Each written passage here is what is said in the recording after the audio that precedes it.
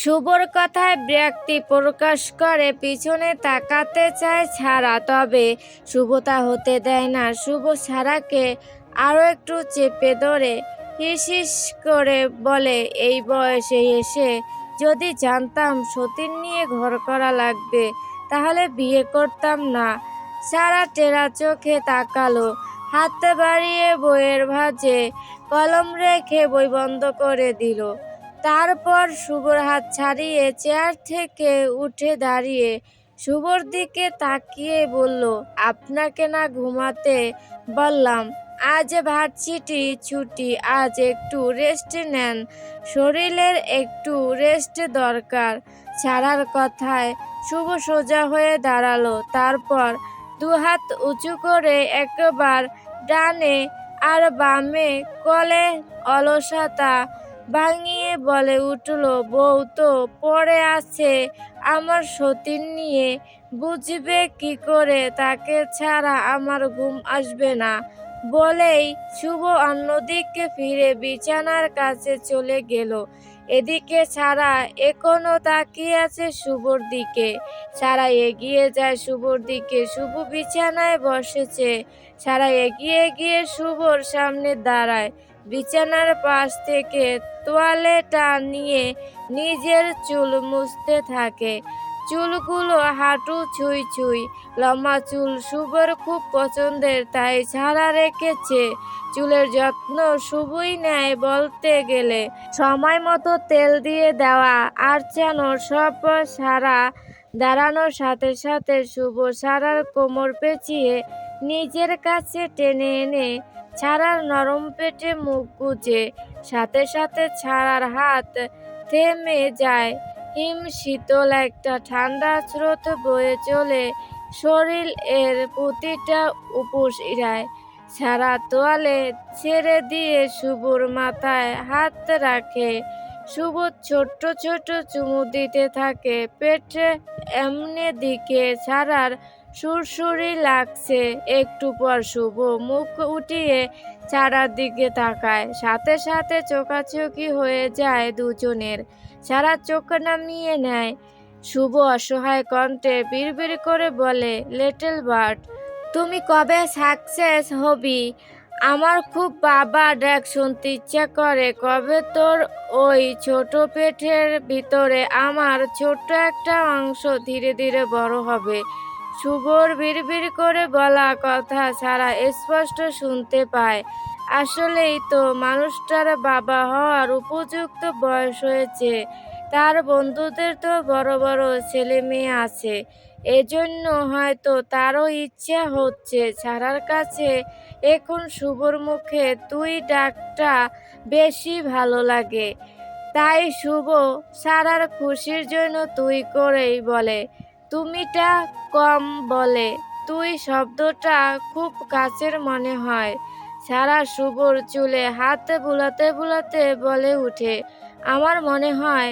ছাড়ার কথা সম্পূর্ণ হওয়ার আগেই শুভ বলে উঠে, উফ লিটল বাট, বাবা হওয়ার স্বপ্নের চেয়ে তোমাকে একজন ডক্টর হিসেবে নিজের সামনে দেখা আমার বিগ ড্রিম।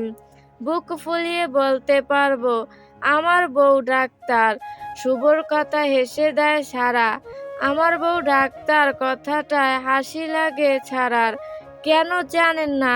শুভ হেসে আবারও পেটে মুখ গুজে বলে, কয়েক বছরের ব্যাপার, তারপর কাবাডি টিম বানাবো লিটল বাট। কয়েক বছর পর বুড়া হয়ে যাবেন। ছাড়া হেসে বলে।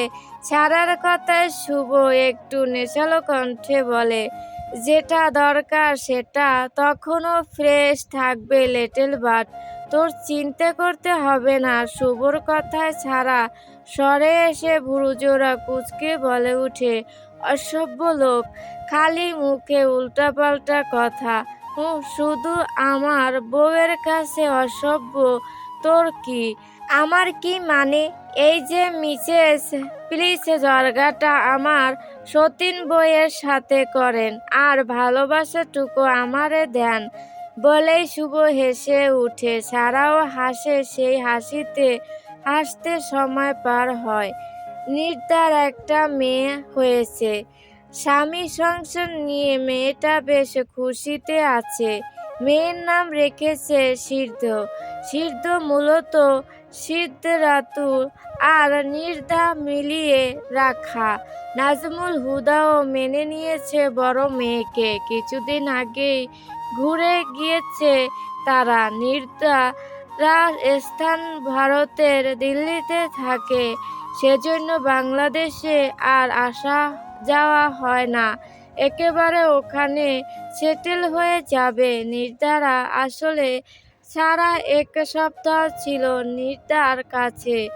খুব আনন্দে কেটেছিল সেই সময়টুকু। তারপর নির্দা চলে এসেছে ভারতে। নির্দাও খুব খুশি সারা মেডিকেলে চান্স পাওয়ায়। 2 বোনের ভালোবাসা অফুরন্ত। নির্দা চলে যাওয়ার দিন সারার সে কি কান্না।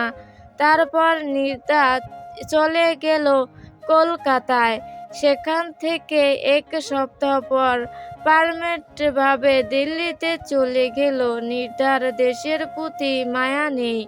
বিয়ের পর মেয়েদের স্বামী সন্তানই সব হয়ে যায়। নির্দা এখন খুব সুখে। সময় কেমন ধারাহীন চলতেই থাকে। সুন্দর সুন্দর মুহূর্তগুলো ক্যাপচার করতে থাকে, হয়তো ক্যামেরায় বন্দি, নয়তো সাদা রঙের পৃষ্ঠায় কালো কলমের কালিধারা। হাজারো নিত্যদিনের রোমাঞ্চকর স্মৃতি।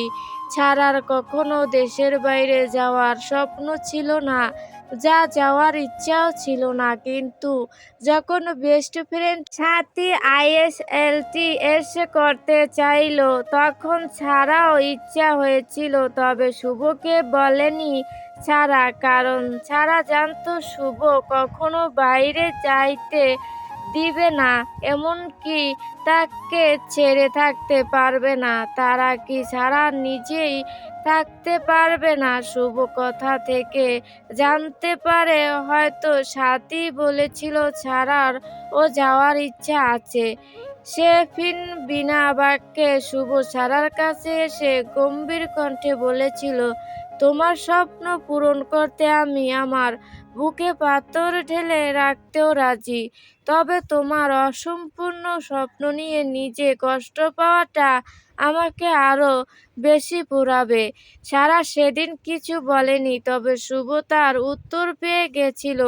সত্যি বুকে পাথর চেপে কাউকে না জানিয়ে ছাড়াকে কোচিংয়ে ভর্তি করিয়েছে।